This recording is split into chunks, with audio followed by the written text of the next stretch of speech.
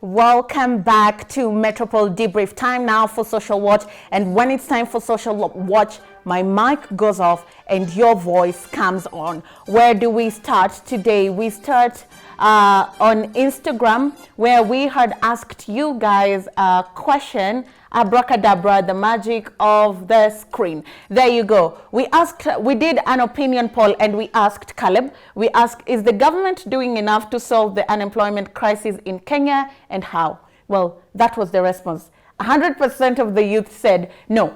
Let's take a look at some of your feedback.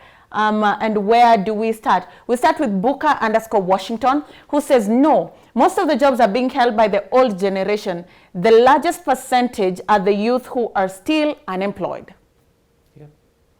You concur? Let's take a look at another here. Anne Munyiva says there's so much corruption that you have to bribe your way into a job, and sometimes even bribes do not ensure to secure a job for you. Yeah, sometimes, not always. Not always to mean? Sometimes.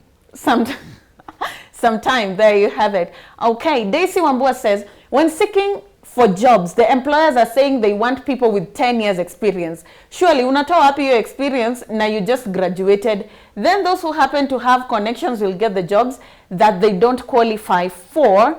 Yet, the right candidate is out there getting frustrated. This is where maybe Didmas bill comes in.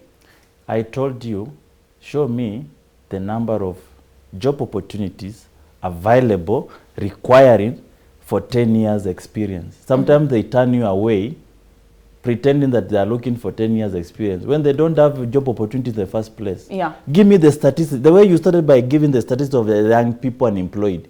Give me the statistics of the companies that are empty looking for people with experience of 10 years, then we can start the conversation. But Jumia recently was saying there aren't enough coders in the continent and software developers. Give me the number, give me which company and how many positions. Ceci, could you help me look up those numbers before we wind up the show? Thank you. Sharon Atieno 88 says yes and no. Unemployment crisis continues to be as long as corruption still exists. There are measures to curb the ill, though not to the capability we would love to be able to see the effect trickle down. With corruption at minimum levels, we encourage more investors in the country as we already have human resource. So this in turn helps us to create new jobs that will reduce the levels of unemployment in the country. Yeah, I think he's also concurring what I've just said. Sorry. But, the intern, you know, apart from changing our education system, so that, you know, like the German model, people are in the university, but at the same time, they are attached to industries. Yes. So where are our industries? Good so where question. can you get attached? Yeah. Yeah. Well, as we prepare to go to Twitter, we went to the streets of Nairobi and we had a conversation with you on what you think about the unemployment crisis in the country. Is the government doing enough to help? And Kenyans live, eat and breathe politics. Is the politics really helping solve this problem? Take a look.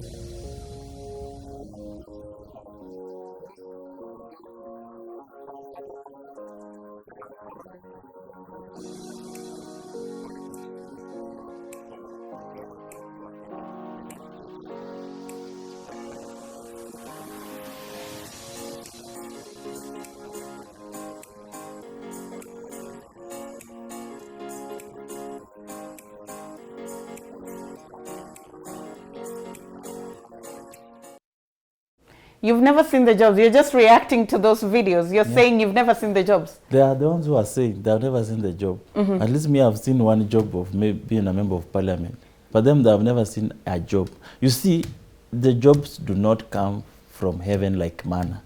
Jobs are created by industrialization. You get industries, the country developed through industrialization, renovation. We are now coming to a techno-savvy generation. Now technology is taking over. So how is our government or our education system synchronized towards developing technology? Ethiopia is doing it. Rwanda is doing it. So that while the taxis people, the taxis people have seen Uber, they don't go striking. They simply get evolved to the technology, get smartphone, and they get Uber. Instead of going to strike that Uber has taken over. Because technology is here with us, and you cannot stop technology. So it is you to incorporate technology in your way of working. So those are the areas we need to think as a country, that how are we equipping our generation with the emerging technology. Okay, let's jump to Twitter straight away. And Dennis Kiplimo says, a country like South Africa, for example, introduced a Skills Development Levies Act to regulate a compulsory levy scheme to fund education and training to the youth in business within various sectors. In fact, if you look at my proposal, I gave an example of South Africa, I gave an example of Australia and Argentina. Yes. Because South Africa, they have that model. They call it an unemployment fund. But that fund is premised that once you work, you are being given a stipend by the government. You actually work for the government. So that in case of we have Huduma number, those people are going to work for the Huduma number. They'll work for free because they're being catered by the government. Okay. If you have census, all these youths who are saying, walimu ndio wanapewa kazi, sisi hatupewi. Because you are unemployed, you are in the program of unemployed youth. When the government are looking for people to take part in the census, they just tap in the unemployed youth and they work for free. Okay, let's take a look at another tweet and see what you are saying right here. If we could get another tweet, there you have it. Okay, at Dano Kari says, people say you don't go to school to get a job, but for knowledge. Try paying your landlord with osmosis and buying bread with vectors. Yeah, that is a learned friend, a frustrated learned friend. you see somebody using osmosis, diffusion, vectors. That is a learned friend. Is that just a frustrated person? Yeah. But you see, I agree with him that you sometimes do not go to school to get a job. You get to school to get knowledge. But look at the successful people. Sometimes our life is not pegged on education. Yeah. You may find most of the successful people are actually dropout. They dropped out of Harvard, though. Let's take a look at another tweet. Okay, let's see what we have here. At Lincoln's KE says, the youth in this country are being treated as children of a lesser God. The media must highlight your plight for you to get a job. The media must show the whole country how much you're suffering, how well you did in school before anyone comes forth to try and help you secure a job. Well, at Pedro Blessing says, most Kenyan youths are giving up. They're turning to gambling. Don't close gambling shops. Provide jobs. Your 2 cents very briefly. But do you look at the demerits of gambling? They're actually taking loans. They're stealing from their parents.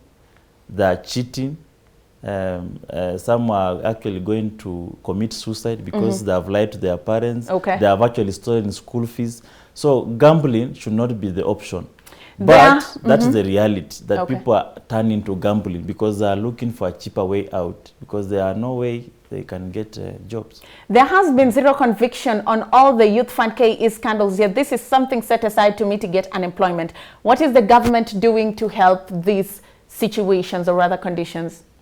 It's because of misplaced priority. They assume that all youths are entrepreneurs. So what happens to the Akina Oliech and the Wanyamas of this world? They don't know business. They just want to go play football, and they come back with huge sums of money. You've seen our athletes.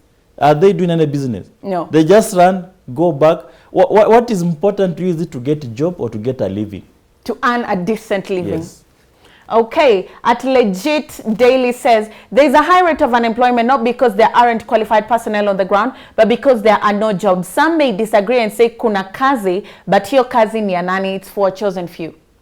Yeah, of course, because there are limited jobs. So the few who are closer to the job, either by assimilation, by, parenthood, by being close to the government, some by, other ways. Well, finally, let's take a look at this tweet. There are so many of you tweeting us, but we are unfortunately running out of time, but we'll keep engaging you guys, so keep talking to us. We are selective of the careers we want and the jobs. As Magoha said, there are shortages of plumbers in his home area. However, we all want to be doctors and lawyers. I don't know if you agree with these sentiments. Recently, the Education Cabinet Secretary, Dr. Professor George Magoha, said in his hometown area in Yala, he needed a plumber, but he had to go all the way to Kisumu to get a plumber. And even in Europe right now, plumbers are in high demand, right? But when we are picking our courses, the most important thing to us is university. So it's like we have misplaced priorities in terms of picking out our careers and looking at the job market and what is selling. What are your 2 cents? How many times does he do plumbing to guarantee availability of plumbers? Because you see, there is the demand and the supply. But he's not necessarily saying let's all be plumbers. He's just opening our eyes to the possibilities that we are not seeing. By the fact that there are no plumbers, it means there is no availability of opportunities in plumbing. Otherwise, you will see an avalanche of plumbers in your area. Well, yes, Kenyans always look for opportunities. Yes. So why do we have then more teachers or more doctors? It's because there is opportunity for teaching. That's why there are more. So if there is opportunity for plumbing, I'm telling you, Kenyans will go to plumbing. Kenyans just want an opportunity. Why? Because why are they plumber in the first place? If you think you are running away from plumbing, they are there. Yeah. You found them. Yeah. Okay. 30 seconds. We've had a really interesting conversation. We are grateful that you made time. You were at a burial, but you made a purpose to come and attend this interview and have a discussion, not a conversation, but a discussion, because we've had your voices come into this conversation and you've been courteous enough to address them as best as you can. So 30 seconds. Look into camera 2 and talk to the person at home about your proposal. You're saying let's give them 3,000 shillings as a monthly stipend at every end of the month. So talk to the people at home. 30 seconds, please. Yes, the 3,000 per month is not because we want to make youth idle. It's not because it's not because we don't want to create jobs. It's because, one, we've been crying about jobs that are not there. We are saying our youth are going into criminal activity. Our youth are continuously being vulnerable to criminal gangs, Al-Shabaab, ISIS. They are even hitting back at us. Yeah. And actually, most of our political problems, you talk about post-election violence, is caused by the idle youth who are able to be given a penny by politicians to cause violence. If these youths are getting 3,000, if a politician comes and gives them 100 bob to cause violence, they say, wait a minute, I get 3,000 every month by the government. I cannot take your 100, one of 100 just to cause violence against the government. Okay. So there is a lot of social upheavals that will be able to solve by giving this youth stipend. And also for the humanity's sake, because these are youths we've seen languishing in poverty. Some are street urchins, some are, delinquent, the way the Prime Minister said. Okay. And we just need to, as a country, to say, this is about the future of our country. And Obama said, we did not inherit this country from our forefathers. We borrowed it from our children, and we must return it with interest. So we must ask ourselves as a generation. Generations have come and fought for what it needed to be done. Now, as a generation, we need to fight for what it needs to be fought for. Well, yeah. Well put, Caleb. Thank you for making time. Honorable Caleb Amisi, Member of Parliament, Seboti constituency. And he's put it right. What better way to end the show than to say we live on borrowed time? What legacy are we leaving for our children? What legacy are you leaving for your children? And maybe to the Jubilee administration, which was elected on the premise that they were young, a dual team of a young president and a young deputy who understood the plight of Kenyans. What legacy are you leaving for the children of Kenya? Why would we have these conversations if we don't speak truth to power and if we don't challenge the norm so we bring the change that needs to be brought in this society? A very good evening to you, and thank you for watching Metropol Debrief.